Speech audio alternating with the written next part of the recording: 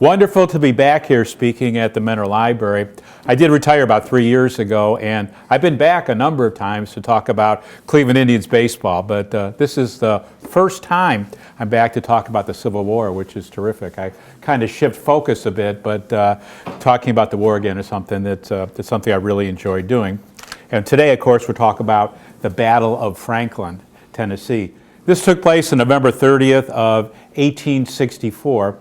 And really, in the context of the war, when we look at Franklin, we really can't compare it to Gettysburg or Antietam, the Siege of Vicksburg, or the Siege of Atlanta as far as significance. It wasn't a turning point in the war because in April of '65, about 4.5 months later, the war would end. But it did have its significance because the Army of the Tennessee was still functioning in Tennessee, in the area there, and they still needed to be taken care of by Union forces and finally clear out the Confederates from Tennessee. From the Confederate standpoint, they had hopes of moving the Union armies out of Tennessee and then possibly moving to help General Lee at Petersburg and try and relieve him there. So it was a very important battle, and it was an interesting one too because it was between two generals, really disparate men. The Union commander was General John Schofield, and the Confederate commander was John Bell Hood, two very different individuals. Although it's really interesting that both of them attended West Point at the same time. Schofield, of course, a Northerner, came from New York, was born in 1831 and went to West Point. He was a very good student. He would eventually graduate 7th in his class, being one of the better students at West Point. But he'd run into trouble after his graduation. He'd be an instructor there at the school. And there was an incident for some reason, not sure why he was doing it. I guess in a moment of having too much fun, he let his students write obscenities all over the chalkboard. I guess they were having a really good afternoon. He got caught, and he was fired from his job, which is real indignity. But there was a court of inquiry, and the court reversed the decision and allowed Schofield to return to West Point. And one of the gentlemen on the court was future General George Thomas, who voted against Schofield. Later, Schofield would find out about it. He would devote a good part of his life to try and get revenge against Thomas in any way he could. That was the type of individual that Schofield was. When the war broke out, Schofield was sent to Missouri, which was not a hotbed of war activity, but this is where the abolitionists and the Confederate guerrillas were fighting and skirmishing quite a bit. He was the chief of staff for General Nathaniel Lyons during the Battle of Wilson's Creek, though it's very hard to determine what he actually did during the battle, if anything, being the chief of staff. But he spent his time in Missouri. He was there until 1863 when he asked for a transfer, and he was granted that to the Army of the Cumberland, where he was a division commander. But apparently, again, there were some problems, and after just a few months, he was sent back to Missouri, which was very curious, as how do you go from fighting somewhere in Tennessee and Kentucky area, going back to Missouri in 1863. So something had to go wrong for him again. A lot of people at the time called him an intriguer. That was someone who liked to work behind people's backs to create false situations, like a politician today. So he wasn't into politics, but he would have fit in well with what we have going on today. That was his mode of operation, to try and undermine people and advance himself. And this was a characteristic he'd carry throughout the war. As soon as he got back to Missouri, within several months, it became known that he was fraternizing with Confederate sympathizers. In fact, some of the guys who led the raids in Kansas and Missouri back in 1861, they were now supposed gentlemen who weren't fighting, but they had done a lot of damage. And Schofield was entertaining these gentlemen and wining and dining them. A lot of folks in Missouri wrote letters to President Lincoln and demanded that Schofield be removed for fraternizing with the enemy. But Lincoln chose to do nothing on the matter, and that was the end of that.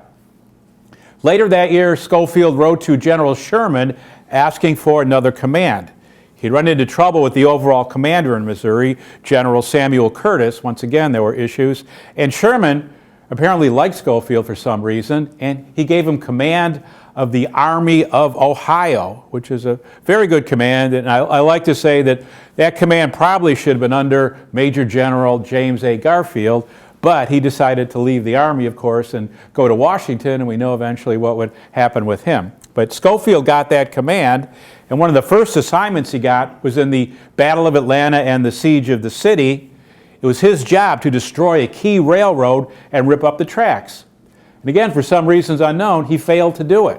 He didn't perform well at all, but Sherman still kept him around. And he offered him another situation.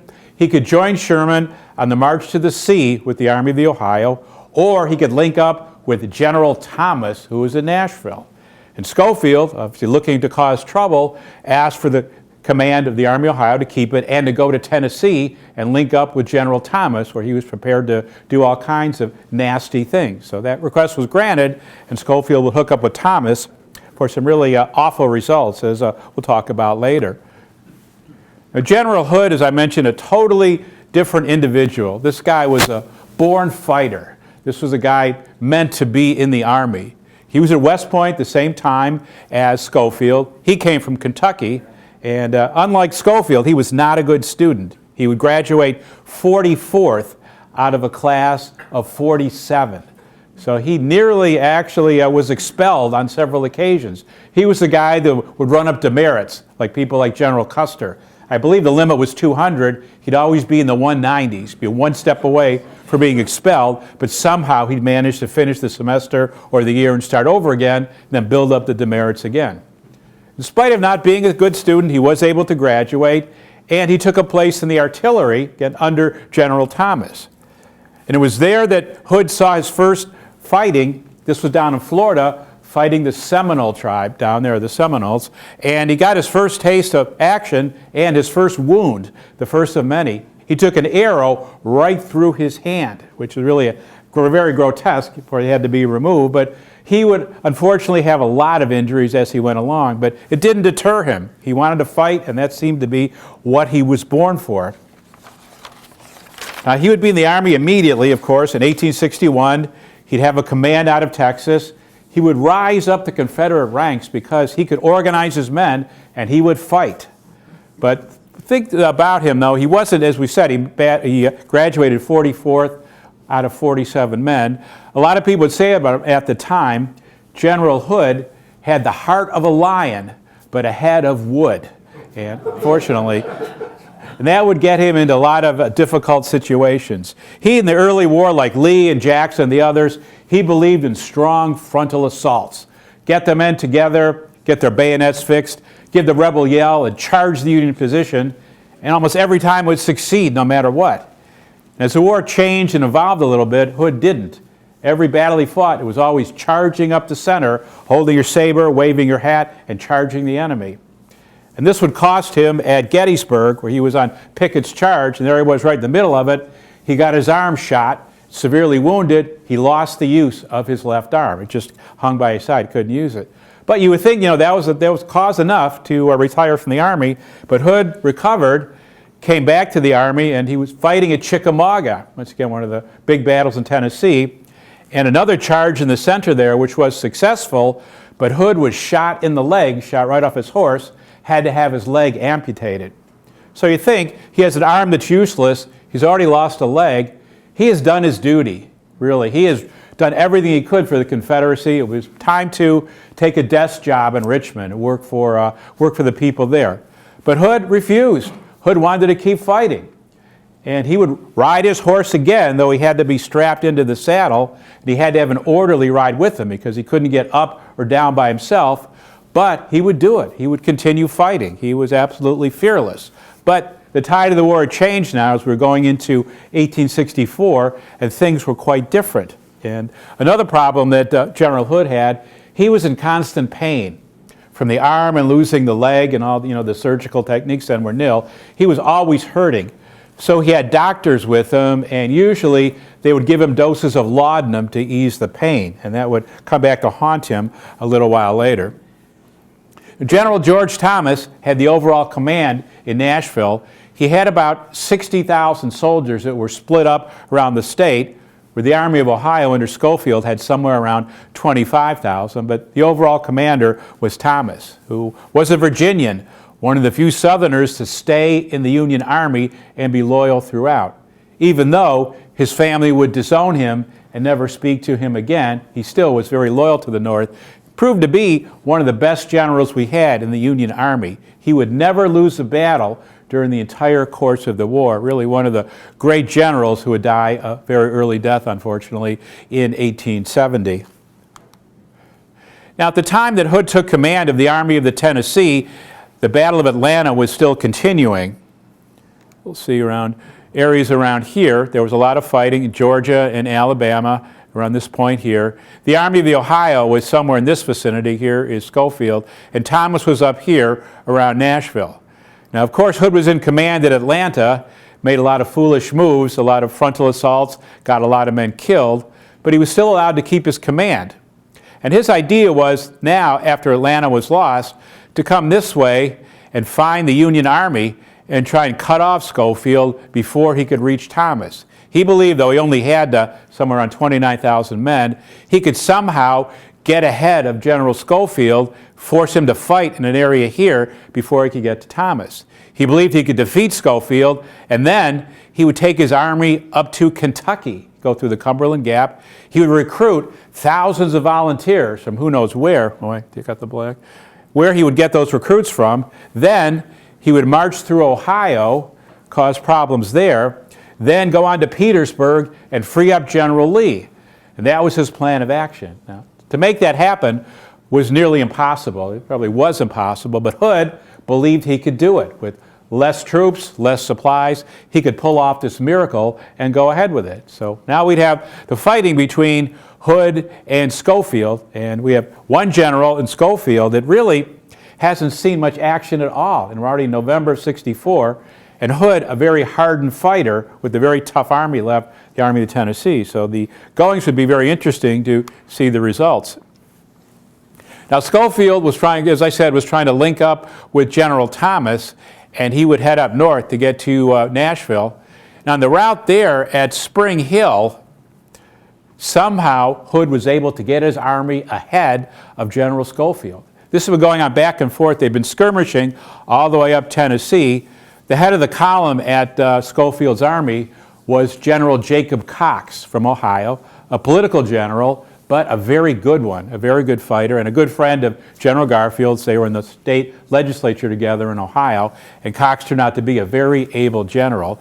He kept skirmishing and outflanking Hood to keep the army separate, but somehow at Spring Hill, Hood performed a miracle and got his troops ahead of Schofield. There was only one route to get to Nashville, and you had to go through Spring Hill, then on through Franklin. And now it was nighttime, and it was pretty obvious that the Confederate Army was ahead and waiting. So Schofield had a big decision to make. So he could press for a battle there and try to push his way through, or he came up with an alternate plan, which was very risky, but he was able to do it, to sneak his army at the middle of the night past Hood's position. And this would be like at 1 or 2 in the morning, marching quietly forward with horses and mules, heavy ammunition wagons, cannon, and somehow march right by Hood's men without them knowing it. This seemed to be a very shaky plan, but it was to avoid battle, and that was the plan that Schofield gave to Cox to move the army forward. Now, they started to move forward, and Cox ran into skirmishers. It was a sharp fight. He drove them off, and now the Confederate camp was totally alerted. They knew Schofield was on the march. So the skirmishers ran to get officers to talk to General Hood, to wake him up, to tell him what had happened. And Cox formed his lines for battle, and he knew there's a big battle's going to happen, even though it's the middle of the night. There's going to be a terrific fight here, and got his men ready. Now, officers came and they woke up General Hood and told him the situation. And Hood was still in bed and apparently got up in a sitting position, didn't get out of bed, and said, "Wake General Cheatham and get him to move his brigades forward." And then apparently Hood went back to sleep. This is going to be probably the biggest battle that he's going to have. This is crucial, and apparently he fell asleep.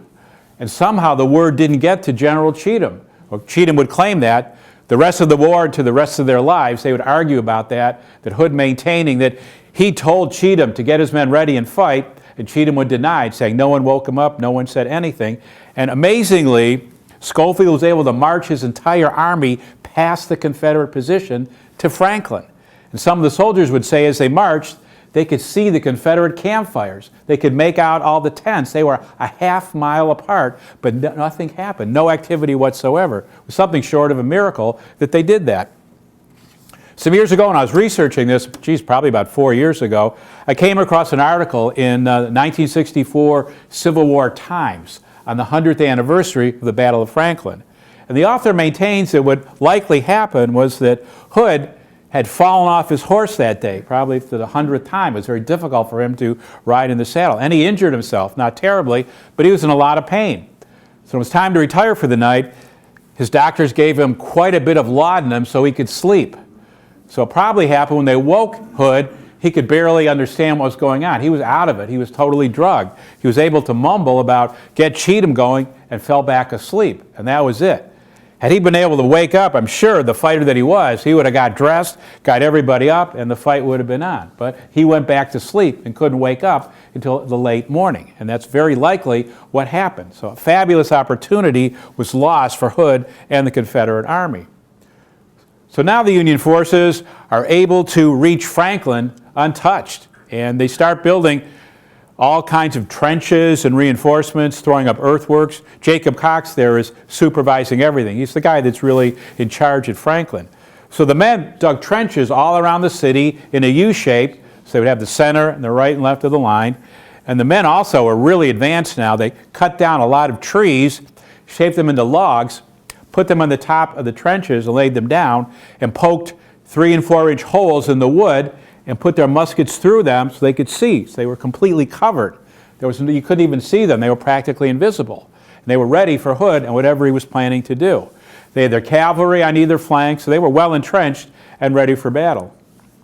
Well, Hood finally roused himself. He was finally able to get up, and he was furious at Cheatham. They had a big argument there, claiming that Cheatham was responsible for letting the Union Army slip away, but Hood decided nevertheless they were going to attack. Even though he with his binoculars and his officers could see the Union position, Hood still advocated a massive frontal assault to some 25,000 troops in trenches ready for any kind of assault. He's going to send his men forward, believing they can somehow win the day, heavily outnumbered.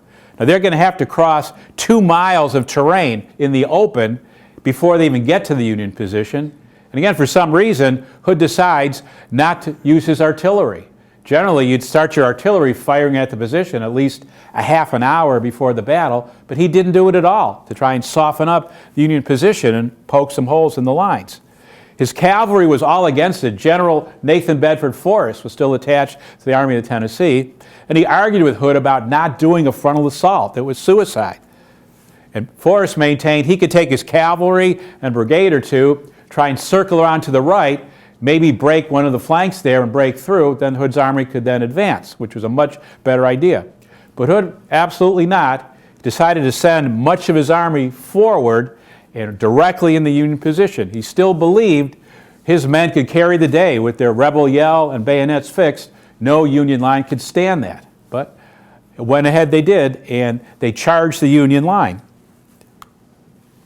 And this was General Cheatham, who he would maintain for the rest of his life that he never got any orders from Hood about the battle. Cheatham was a competent fighter. It stands to reason if he would have been told the Union Army is right in front of you, he would have got his men up and there would have been a fight. I cannot believe that a general such as Cheatham would have just said, oh, I'm too tired and go back to sleep. I don't think that happened. Probably somehow, and this would happen with a lot of generals, the communication was bad. One general didn't tell another and they would argue and fight about it, but apparently that is what happened. Now here we see the morning of the battle. We see the Union positions. We see the Confederates getting ready to charge. And General Schofield had issued his orders to Cox about what he wanted. One of them was very strange, but this is what he wanted done. Now you can see right here, there's a small Union line with just a couple of brigades outside of the fortifications. And this was manned by General George Wagner, who was another political general, actually born in Ohio, but lived in Indiana. He was a man in politics, a state representative. He used his influence to get a general's commission. And he fought apparently okay at Chickamauga and at Chattanooga and Lookout Mountain in Atlanta. So he was thought to be a fairly decent general. He was told to bring 2 brigades up, wait here when the Confederates charged, to fire several volleys at them and then make an orderly retreat back to the lines here. And if it was a flank attack, he was to move his men here to the left or to the right, do the same thing. Fire some volleys, slow them down, then have an orderly retreat back. But we don't know why, to this day, Wagner decided to hold firm there and not retreat. His 2 brigades of probably 3,000 or 4,000 men were going to go after the entire Confederate army of, say, 15,000, 18,000 men. It was suicide. For some reason, Wagner tried to do that. The Confederates advanced, and as you would think, they overran the position and caused a panic. Union soldiers were just running for their lives back to the center of the line, with Confederates right behind. The Union soldiers reached the center, but so did the Confederates. So close, the Union lines could not fire because they'd hit their own men, and the Confederates broke through the center just as Hood believed they would. They were able to get about 50 yards up to the front, over here, break the lines and get through here, and it looked like for a second the Confederates were going to have a smashing victory. But because of what Wagner did and the mistakes that he made, it was very interesting that the men here could not fire because of the confusion among the lines. But they waited until the Confederates cleared the position. The Union lines got back here, the guys that were running, and then they opened fire point blank at the Confederates. And some of the companies here from Indiana and Kentucky had Spencer repeating rifles. They could fire 7 shots at a time. Within about 15 minutes, they decimated the Confederate lines, and now the Confederates were in grave trouble. But General Hood didn't see this. He's watching with his binoculars. He sees what is happening. He sees that his lines have broken the center, and now he sends the rest of his army straight ahead to continue and have the victory. So now about 20,000 Confederates are charging this position. But as this is happening, the Union soldiers are repairing their lines. They're starting to close it up. The Confederates are getting slaughtered there in the middle. And at this point enters Colonel Emerson Opdyke.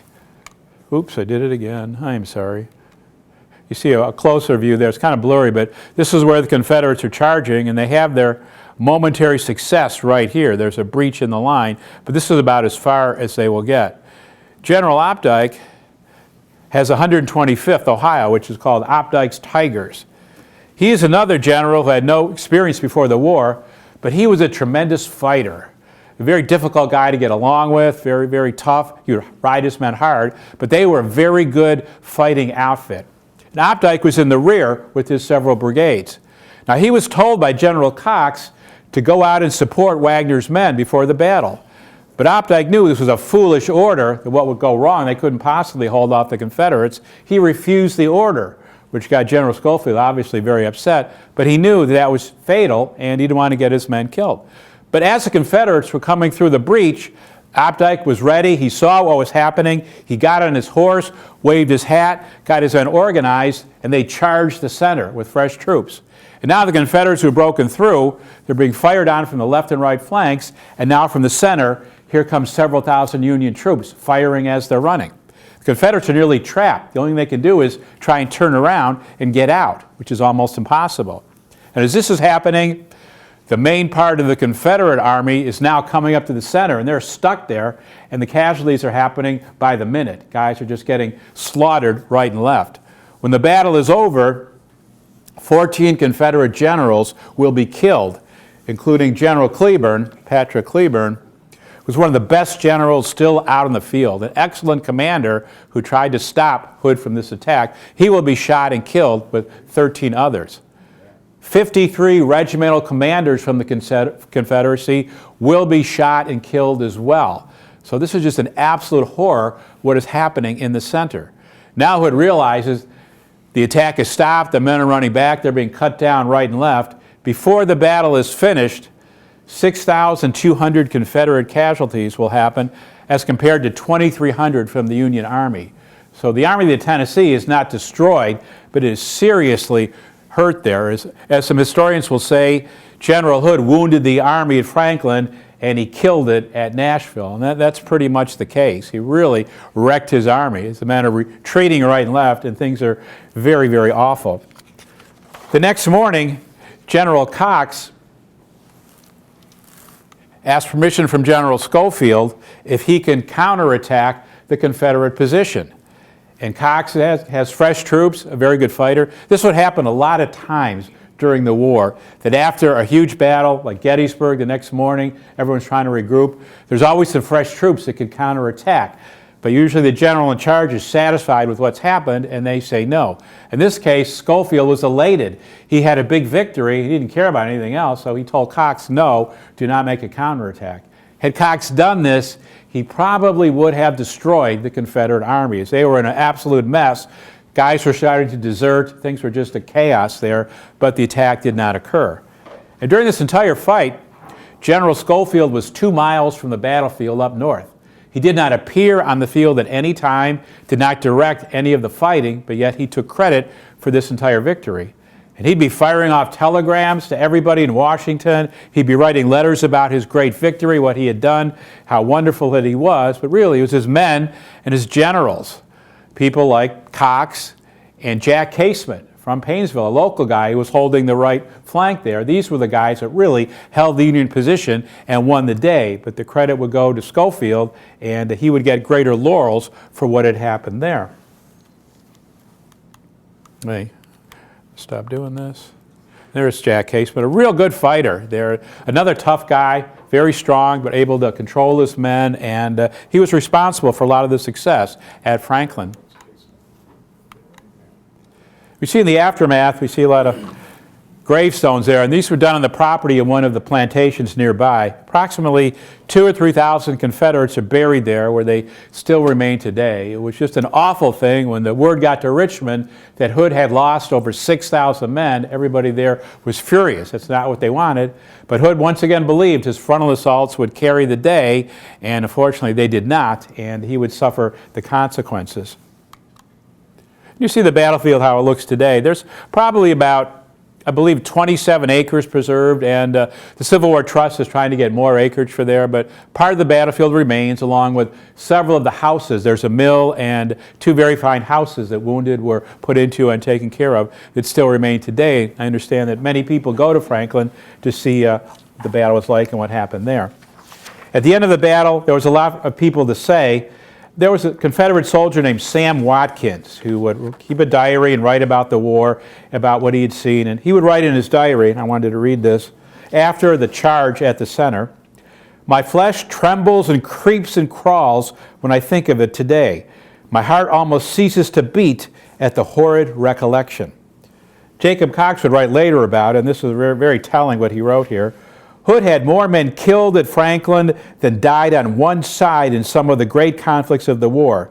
His killed were more than Grant's at Shiloh, Burnside's at Fredericksburg, and Hooker's at Chancellorsville. So he was pointing out that Hood made a terrific blunder that would cost dearly. And Brigadier General Strahl, who was killed in the battle, the Confederacy would tell his guys before the fight, "Boys, this will be short but desperate." And he was right, and he was killed during the charge. Now, you think then that Hood would try and do something else, or he would try and hook up at Petersburg, realizing that, but no, he decided to march on Nashville. And now, the Army of Ohio had linked up with General Thomas. They were 60,000 strong. Hood is probably down to about 25,000, 28,000 men, but he still marches on Nashville with the intent of another frontal assault, in spite of losing all the generals and commanders, and he's somehow going to take Thomas out and take over Nashville. But this would not happen. As General Thomas would wait, he had to refit his cavalry for a few days, and then a terrible snowstorm hit in December, freezing rain and sleet and ice, and the armies could not move whatsoever. General Grant and President Lincoln and General Sherman were getting impatient with Thomas that he wasn't advancing. They didn't know about the storms and the weather. They would write to President Lincoln, who was getting very anxious as well, and they decided to send General Jack Logan to Nashville and relieve Thomas of his command. And really there was no reason for that, but because of the weather was holding him back. The weather broke, and Thomas would advance. In several sweeping movements, he'd go to outflank Hood, then he would feint another direction and attack. he would destroy almost the entire Confederate army in just one day of fighting. Hood's men would retreat, run for their lives. That would be the end of the Army of the Tennessee. Of the 30-some fighting men they had, 30,000 fighting men at the beginning, they were down to around 15,000 men ready for duty. Hood would be relieved of command. He would get some kind of assignment, and it was a real disgrace for him, everything that happened. But it wasn't wise for the movements he made, and he paid for it dearly. Now, of course, the war would end in April, and the two men's lives would be totally different. General Schofield would get a job in Washington, and then he would be Secretary of War, replacing Edwin Stanton from 1869 to 1870. So he would be a very highly regarded general and now a politician. Hood would go back home, he would get married, he would have 11 children, and he would wind up selling insurance. He'd be an insurance salesman, so quite different between the two. But at least he lived an honest life. He would spend much of his time writing articles defending himself about what happened at Nashville and Franklin and blaming General Cheatham for everything that transpired. Cheatham would do the opposite. He would answer those letters and articles and argue, and this would go on again till both of the guys passed away. Now, Schofield, as Secretary of War, was very proud of himself. His ego was quite inflated, as it always was. He decided while he was Secretary of War to nominate himself for the Congressional Medal of Honor for his valiant duty at Wilson's Creek in 1861. He would go ahead and submit this, and about 18 years later, he would get the Medal of Honor. And former troops who fought at Wilson Creek would write in the papers and talk among themselves, say that they didn't really remember him even being there, let alone all the valor he had on the battlefield. They don't even remember seeing him there, but nevertheless, he got the Medal of Honor, which would eventually be a source of embarrassment to him, and he would kind of put it away in a closet and not talk too much about it. After his time as Secretary of War, he was appointed superintendent at West Point. So another very prestigious position, but once again, he couldn't stay out of trouble. And what happened there was, there would be a black recruit, a black cadet, one of the first at the academy in the early 1880s, and one day he would go to the infirmary and claim he'd been beaten up by his fellow cadets. He had bruises all over his body, cuts on his faces. It's pretty obvious people had given him a very good beating. But the gentlemen who were accused of it, the other cadets, came back and said, no, he's lying. He did it to himself for sympathy. Like, it's an unbelievable defense. And as superintendent, General Schofield went along with the cadets. He dismissed the young black cadet from the class, from the academy, as doing it for himself and let the other guys stay. This caused great controversy and got a lot of negative publicity, so much so that Schofield had to resign his position as superintendent at West Point. But he stayed in the Army, and through attrition by men passing away and men leaving the Army, when General Sherman died, he was the highest ranking general in the Union Army, and he became the overall commander of the United States Army up until the time of his retirement around 1900. So you could say a lot about Schofield in that not much of a fighter, but somehow got himself to the highest military position in the United States with all the intrigue and things that he had done.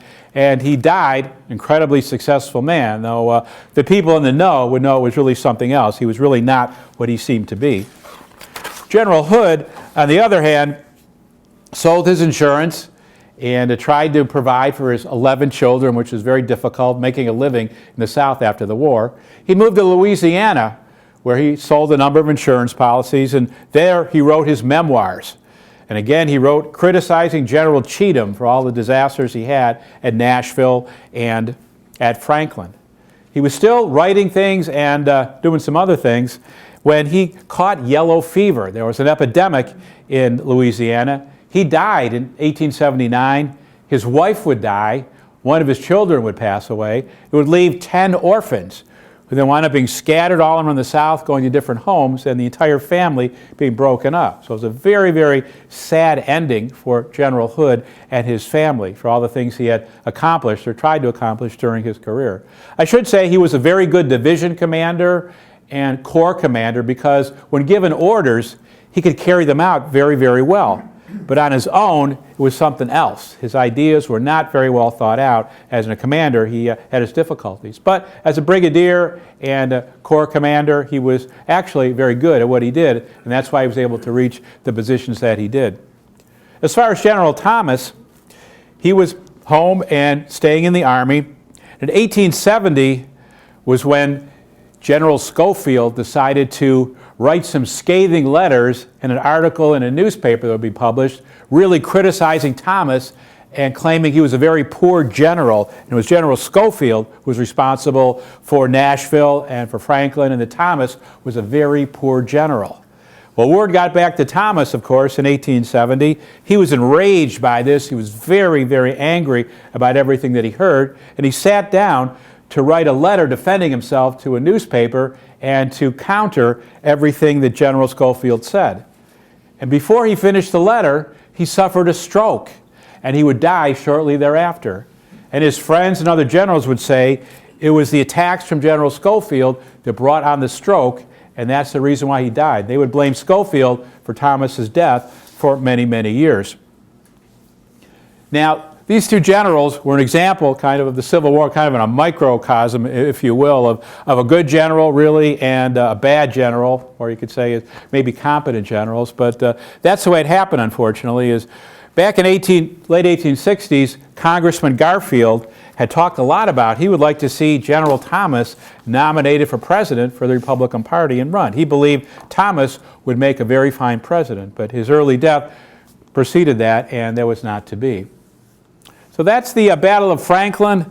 What happened again, not the greatest battle of the Civil War, not a turning point or a place that really changed things in the war, but again, very important. And had it turned out to be a Confederate victory, possibly Hood could have reinforced Lee and the war would have continued longer than it did, ending in April. But it was not to be. And even today, people still debate the merits of General Hood and General Schofield and their actions at those battles and the men that they were.